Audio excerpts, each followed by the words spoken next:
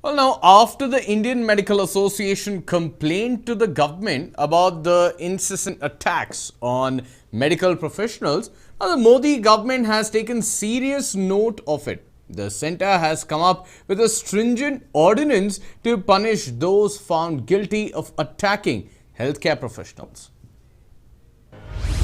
Centre cracks the whip on those assaulting COVID-19 warriors.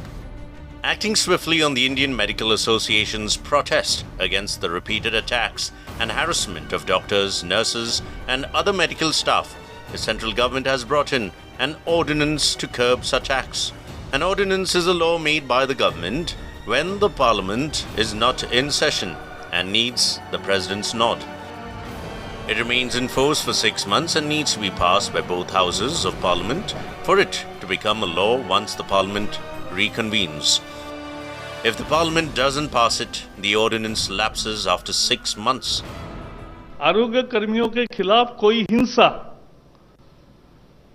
या harassment अब बर्दाश्त नहीं होगी और इसलिए उनको पूरा संरक्षण देने वाला एक अध्यादेश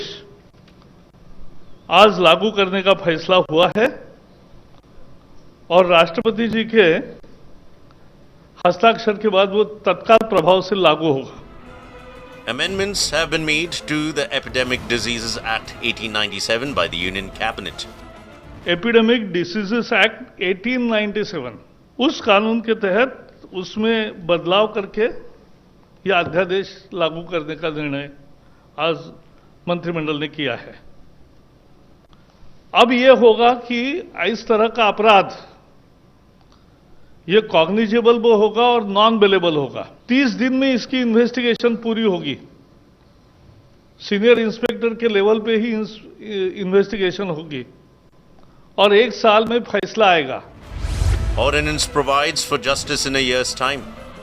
30 दिन में इसकी इन्वेस्टिगेशन पूरी होगी. सीनियर इंस्पेक्टर के लेवल पे ही इन्वेस्टिगेशन होगी और 1 साल में फैसला आएगा. The ordinance has stringent provisions for punishment with a minimum of 3 years to a maximum of 7 years if found guilty. कड़ी सजा का प्रावधान किया है. 3 महीने से 5 साल सजा हो सकती है अगर इन पर हमले हुए या कोई नुकसान किया और 50,000 से 2 लाख रुपए तक का जुर्माना देना पड़ सकता है. और अगर बहुत गंभीर हमला है, गंभीर इंजुरी हुई है तो 6 महीने से 7 साल तक सजा का प्रोविजन है. 6 मंथ टू 7 इयर्स. और ऐसे केसेस में जो जुर्माना है वो 1 लाख से 5 लाख तक है. The government has also taken note of vandalism of vehicles by people during attack on health workers.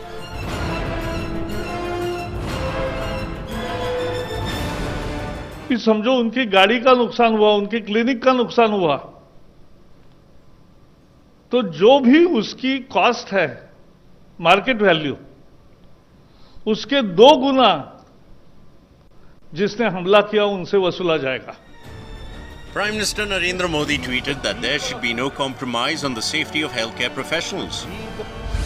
The Epidemic Diseases Ordinance 2020 manifests our commitment to protect each and every healthcare worker who is bravely battling COVID-19 on the front line.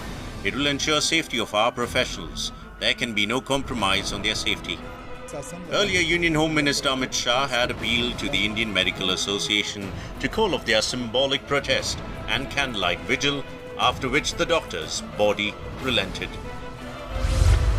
Safety and dignity of our doctors at their workplace is non-negotiable. It is our collective responsibility to ensure conducive atmosphere for them at all times. I have assured doctors that Modi government is committed to their cause and appeal to reconsider their proposed protest.